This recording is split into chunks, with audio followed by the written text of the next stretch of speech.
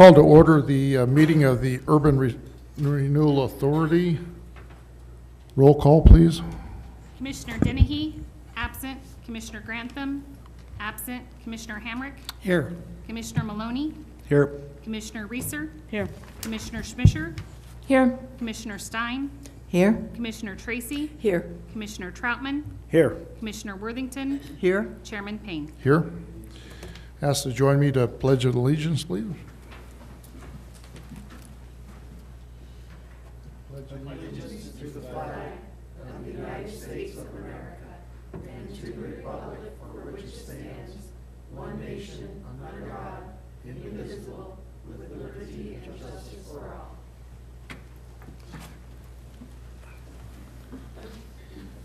Okay, citizens requesting to speak to the Urban Renewal Authority. I don't see anybody in the audience. We'll move on to the consent agenda. Approval of minutes for the November 6, 2024 meeting, and then item B is receive and file the cash disbursements. Right? Got something? Nope. Okay. Staff would ask that you pass as All right. requested, as presented. Mr. Chair, I'll make a motion that we accept the agenda and consent agenda as presented. Second. Okay, did I miss that?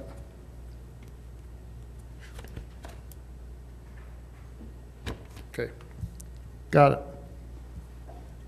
That was for the consent agenda, correct? Correct. The Correct. agenda and consent agenda. Right, okay. Move on to the financial Roll call. report. Vote. We get a vote. Oh, sorry. Boy, I tell you what, you take a couple months off. Yeah, seriously. Commissioner Dennehy, Roll call, please, thank you. Aye. Hamrick, Aye. Maloney, Aye. Reeser, Aye. Schmisher, Aye. Stein, Aye. Tracy, Aye. Troutman, Aye. Worthington, Aye. Chairman Payne. Aye. Thank you for setting me straight there. Now we move into the financial report. All right. In November, we had a couple alleged fraudulent entries. One came in at 17 cents, one came in at 3 cents, and then a reversal for the 20 cents. So city staff found this, alerted everybody to it. We closed the account after we'd had a loan repayment and for $5,421.62 and some legal fees for $276.48. We then closed the account, which had $981,877.74. That was then put into the brand new account in early December. We also had a reconciliation entry of $26,051, which was an additional increment due the URA from the city. So that happened in December. Then we had the loan repayment to the city, $5,421.62. We had some sales tax revenue come in, $263,195.04. Third quarter admin fees, $9,638.68. We posted a budget hearing notice in the paper, $45.82. TIF reimbursement to Holiday Inn Express, $12,081.12. Pharisee Boys TIF reimbursement, $620.88. Legal fees, $75. Springbrook Holding Software, $1,500. And the Muskie Marmot Life Safety Grant of $50,000, leaving us a December ending balance of $1,191,740.66. Muskie Marmot is the name of the LLC for Steve Parks that owns 619, 621 Main Street for the life safety grant. That doesn't show up in the financials. No. The Muskie Marmot, okay. I don't think you would, no. Okay, any questions or comments to the treasurer? Commissioner Schmisher. Thank you, Chairman Payne. This may be a question more for our executive director. With regard to the alleged fraud on the former account, what steps are we taking to ensure that that doesn't occur with the new account, or do we have a sense of why that fraud occurred? Thanks. We don't.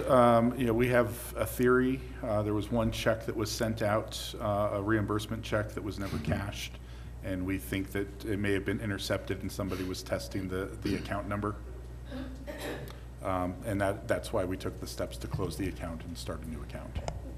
Amy, when I look at the bank statements to do my report, it's double authentication, so the bank is pretty careful. Yep. Will we have a independent audit for the URA budget? It gets audited as part of the city audit. Part of the city, it'll be part of the city's audit. Yes, sir. Okay.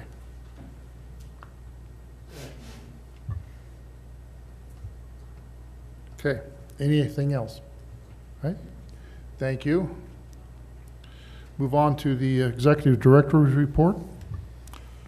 See, we have a housekeeping issue to deal with.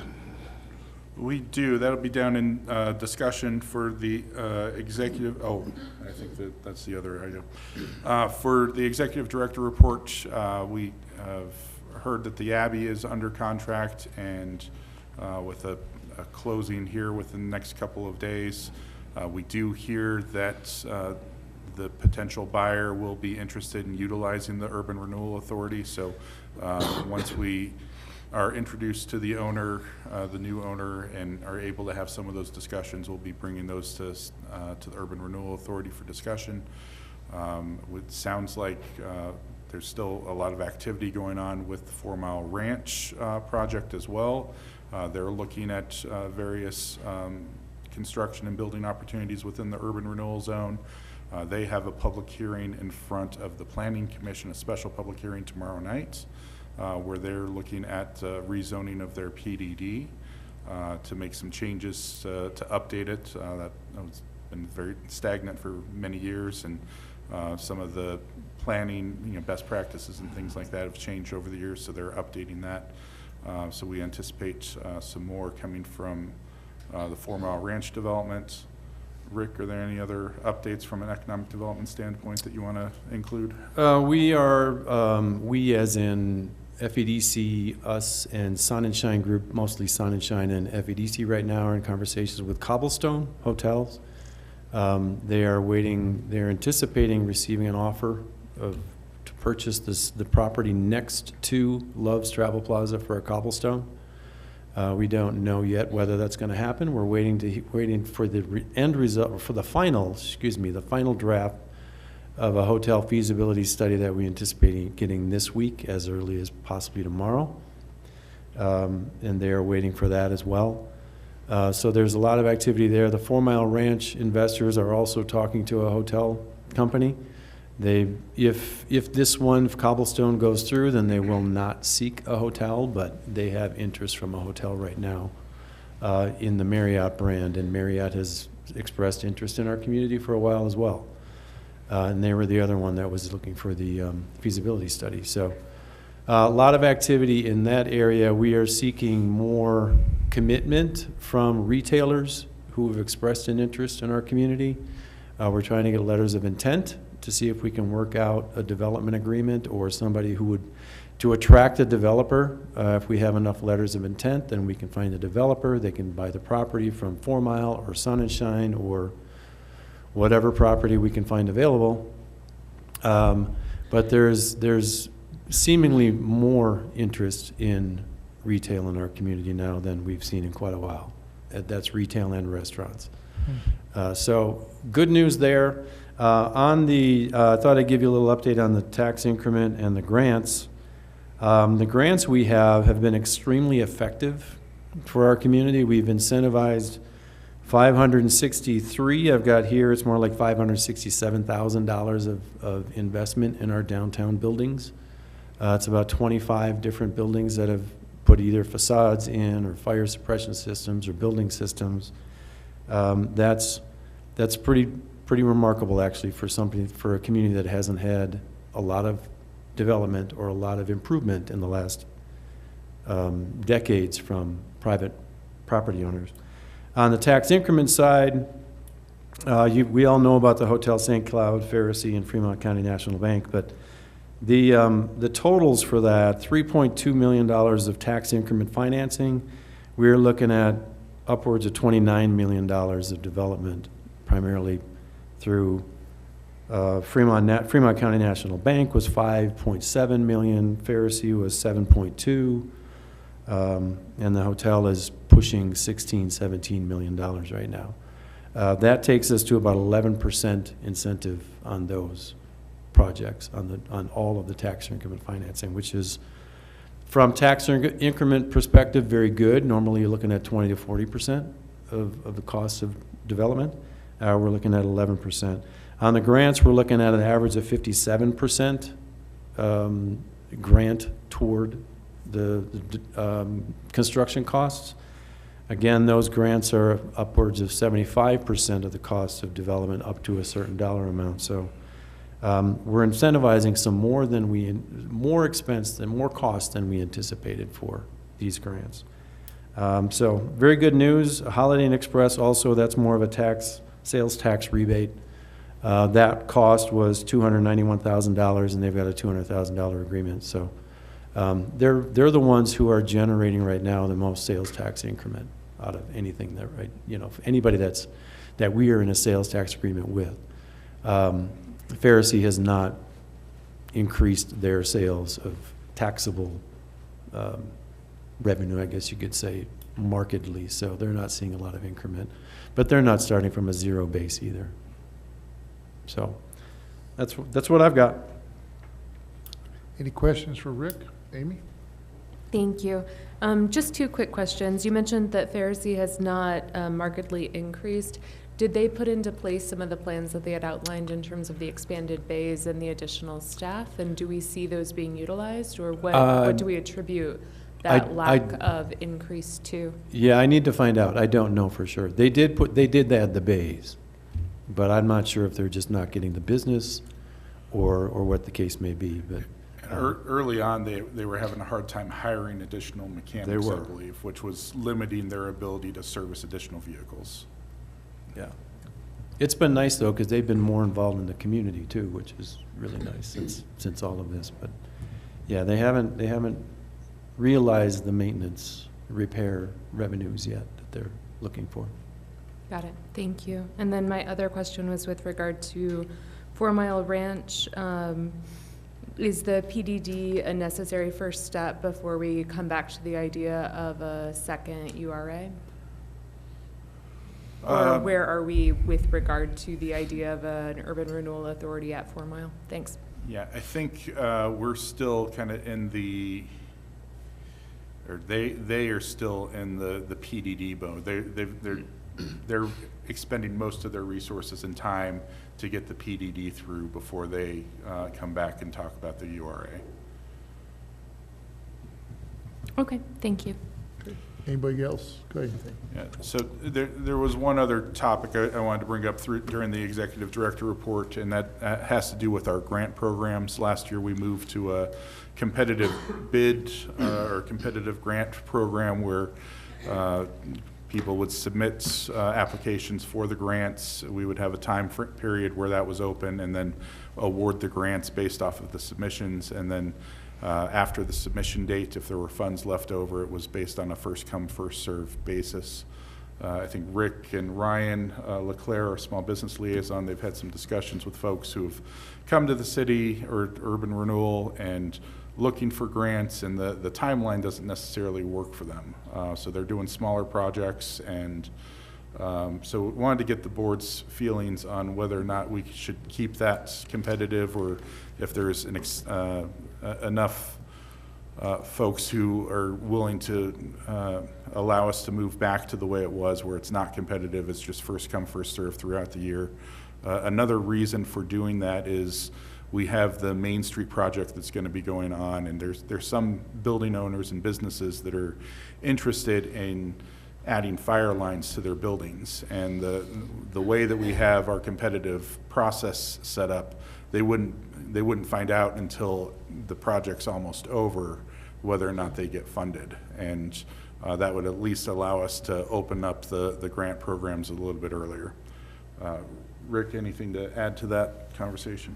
No, I think that covers it pretty well. One of the cases was a business that wanted to move into a new location January 1st, wanted to have this construction done by January 1st, and we were out of funds to do it in 2024.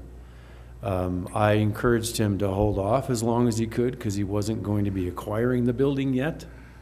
But at the same time, then he was moving into a building that wasn't done to his standards for meeting his clients. So he's in the building now. So that was one of them. Another one is the Harrison building has awnings that are missing on the front of it. That's not the big deal. The big deal for him is the roof is leaking. And he asked for a building systems grant to help with the roof leaking, roof patching, because it's damaging property and damaging product inside of the stores that are inside of his building. That's another one that we would have to hold off on.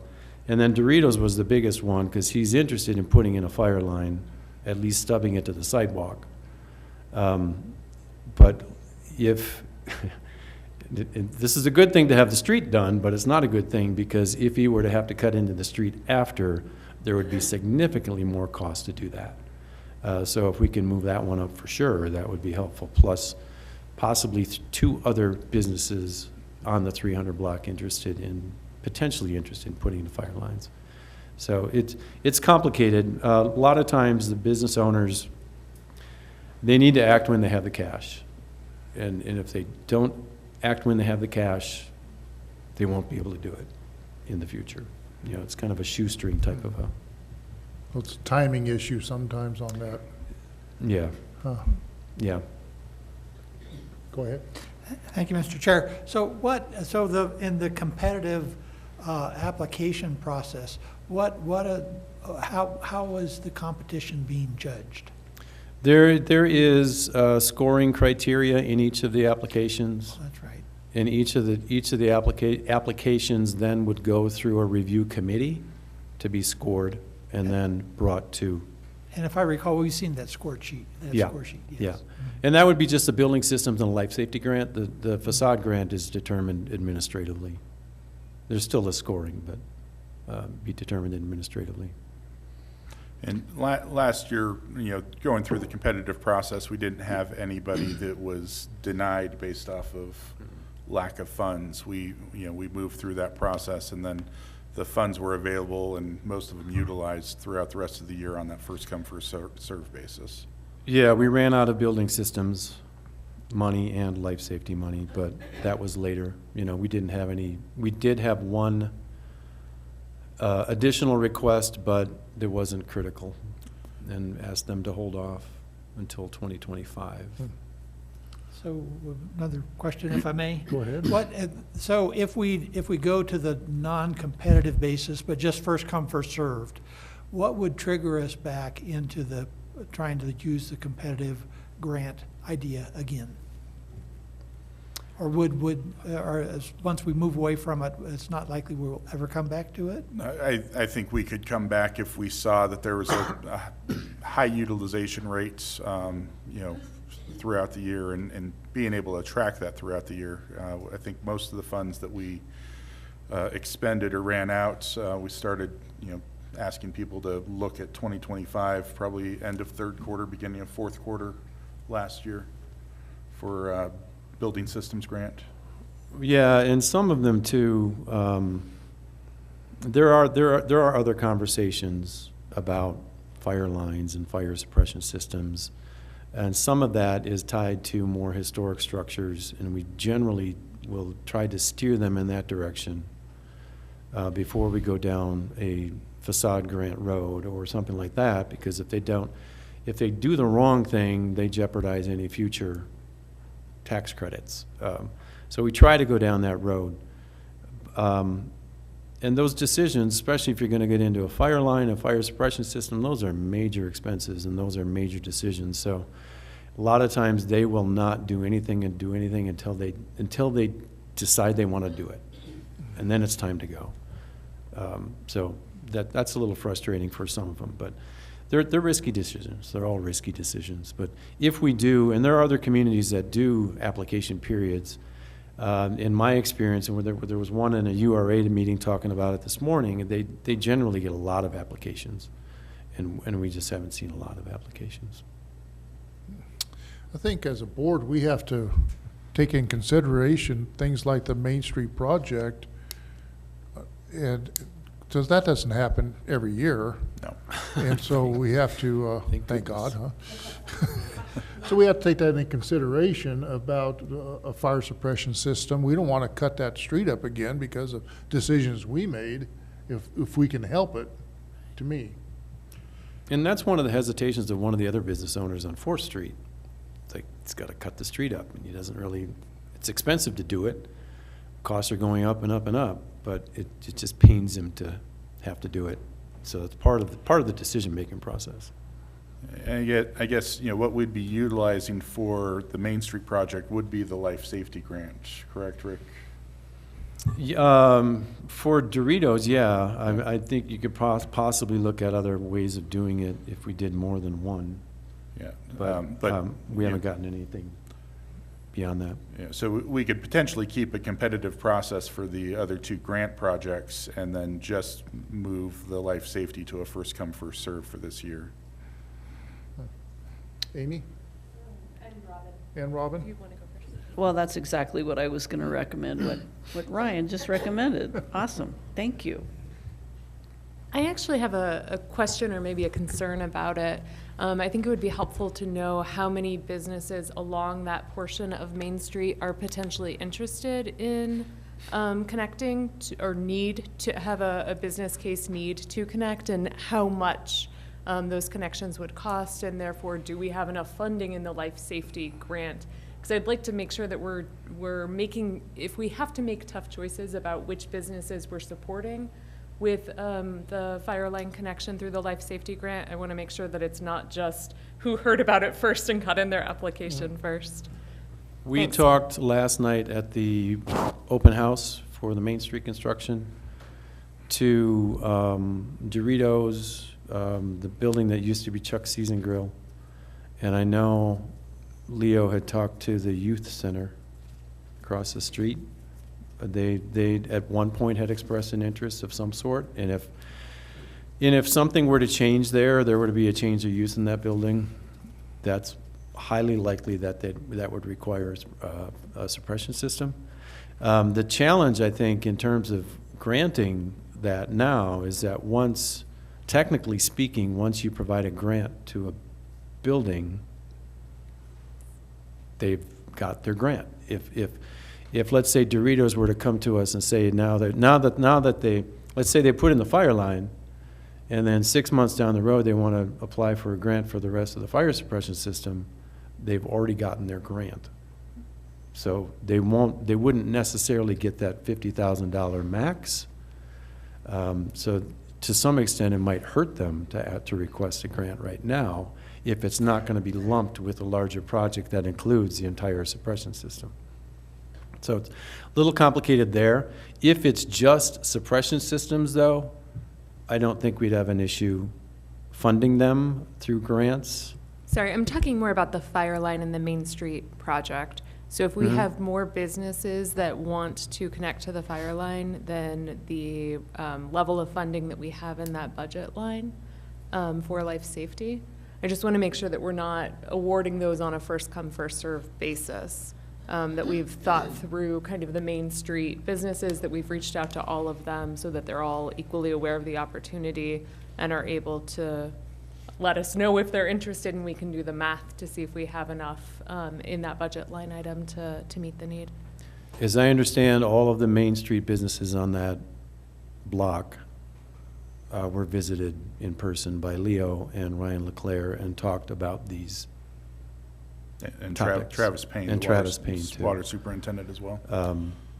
And I understood what you were saying. It's just that the further complication is, yes, we probably have the funding to do it for the fire lines, But if those businesses come back and apply for a life safety grant for the fire suppression system in the building, then technically they wouldn't qualify because they already received a grant for the fire line. So is that another thing that we need to consider as a board? Is that an exception that we would want to make, given the Main Street project and the desire to not have that street cut up after the fact? So, yeah, if there's interest in this, I think Rick and I can probably work on some options before the next meeting, and the project will be starting late January. It should give us enough time for an early February meeting to bring something back to the board. But, certainly wanted to make sure we had a discussion around it. And I did request from Greg Dorito, he's gotten one estimate already for fire line. I asked him to get another one, or at least have it revised if the pavement is gone. What's it gonna cost if the pavement's already gone, and we work it into the process of redoing the street? So I would imagine it'd be possible to get fire lines, if you do 3 of them, a lot cheaper than one at a time. And that would be ideal, if we could do that. Do it while the street's gone, before the new pavement's down, and do all of them at once. But that's not figured out yet. Okay, so you come back with something next month for us? Okay. Anything else? Any other questions? Okay. Yeah. Anything else? Not for the executive director report. You have one item for action, resolution 1. Okay, let's move on to that. So we have a introduction and adoption by title only, Resolution 1, Series 2025, entitled "A Resolution Designating the Public Place for Posting Notices Pursuant to CRS 24-6-4022C." And this is a resolution. It's a housekeeping item where we do it every first meeting in January, designating our posting place. The posting place is canyoncity.org. And then unofficially, we also post the agendas upstairs in City Hall. Okay, entertain a motion. I have a motion. I move for approval of Resolution Number 1, Series of 2025, as presented. Second. It's been moved and seconded. Any further discussion? Roll call, please. Commissioner Dennehy? Aye. Hamrick? Aye. Maloney? Aye. Reeser? Aye. Schmisher? Aye. Stein? Aye. Tracy? Aye. Troutman? Aye. Worthington? Aye. Chairman Payne? Aye. Okay. That does it for the executive's director report. Move on. We have an item for executive session. Mr. Chair, I have a motion. Okay. I move that the Urban Renewal Authority enter into executive sessions for the following purpose: executive session to determine positions relative to matters that may be subject to negotiations, develop a strategy for negotiations, and to instruct negotiators regarding Fremont Center for the Arts pursuant to CRS 24-6-4024E. Okay. Oh, Need a second? yeah. Second. Okay, it's been moved and seconded. Any further discussion? Roll call, please. Commissioner Dennehy? Aye. Hamrick? Aye. Maloney? Aye. Reeser? Aye. Schmisher? Aye.